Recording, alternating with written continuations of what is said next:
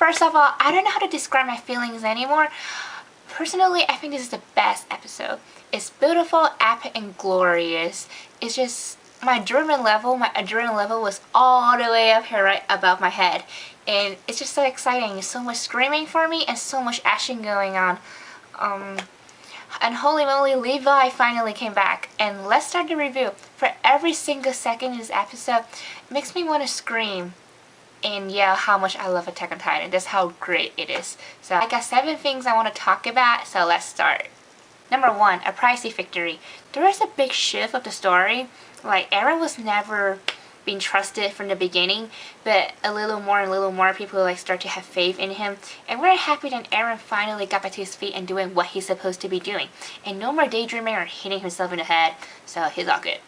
And the moment when I saw him picking up the rock and walking through his way to the wall, my eyes got so watery.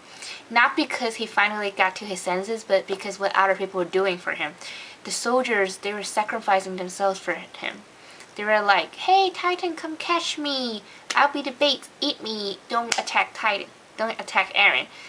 Oh, you know how brave that is of them to do this? It was an emotional moment when people start like jumping down on the floor, asking Titans to catch them. No longer running away from it, but just sacrificing themselves for greater good. It's just humanity. Like, I'm totally defeated by that. It's just so touching. Do you feel the same way? I was really close to crying. Number 2, Levi, my badass squad leader.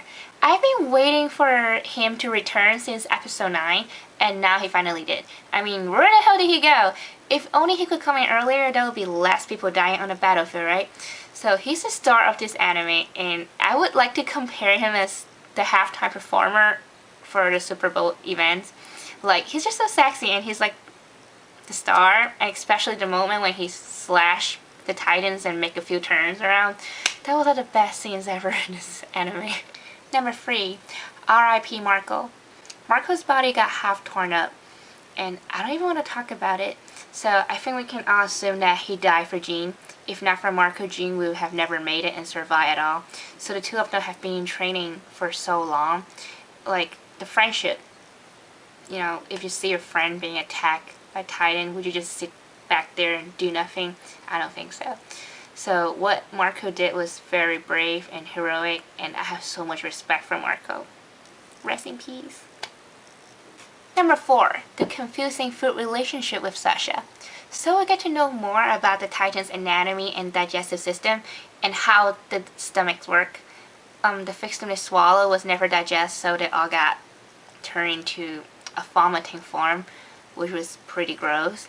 I was wondering if they were gonna open up the ball and then try to figure out like who were the victims, like who got swallowed, and try to identify their names, but they didn't, and thank God they didn't do that. That would be really gross and scare the hell out of me. So Sasha was almost having a mental breakdown when she saw that happen. Maybe she was thinking, you dumbass, you swallow my friends and soldiers and partners, like people that I knew, and you just turned them into this. I guess if I were her, I'll be very upset because, you know, Sasha is a person, she loves eating and she doesn't like to waste food. So seeing the Titans doing this to her friends, it's just sad. I mean, for this case, I don't really like the relationship that link to food, like from her to food, but it's just sad, messed up. Number 5, the white cloth lady. So after the report of casualty, someone has to keep track of who's dead and who's injured. I really wish Jean could have his moment to mourn for Marco, because what Marco did for him was very heroic. But the lady was right, like there could be infection going on if the bodies weren't taken care of, like the proper way. By the way, I feel like I should talk about her because she was just so creepy. Did you get creeped out because of her? Number 6, Levi asked for Eren's hand. Okay, just kidding. Levi is so arrogant, but in a good way though. I mean, if you're smart and skillful enough, you have 10,000 reasons to support yourself to be arrogant, and I have no problem with Levi being arrogant like that. And I was so turned on when he said what Luke kunai, that means not bad at all, after he heard what Eren wants to do. So Eren wants to join the team, he wants to kill Titans. And Levi was so impressed. He even shows approval when he heard what Eren wants to do. And I was even more impressed by Levi's reply and his attitude. He's just so cool. Yeah. So I really can't wait to see what's gonna happen between Levi and Eren. They have so much chemistry going on, and they have something in common already. They both want to kill Titans. So I'm just wondering if Levi has to go against the Titan form Eren, who's gonna win. So that would be a really close call for both of them. And yeah, so Levi was saying, I would be the only one who could kill off Eren, like a piece of pork chop. I just add that one, but I think it's pretty cool. So he was so confident about himself killing Eren. I'm not sure about that, but we'll see. Number 7, taking back Wall of Maria.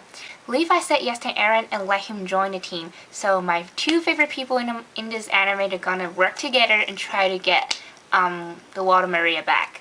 So I know the main purpose of this is to go to Eren's dad's the underground laboratory, so they could uncover furthermore of Titan's secret. So here comes the end of my review for episode 13. I know it's long, and if you did watch through the entire video, thank you so much, and I love you too. See you later.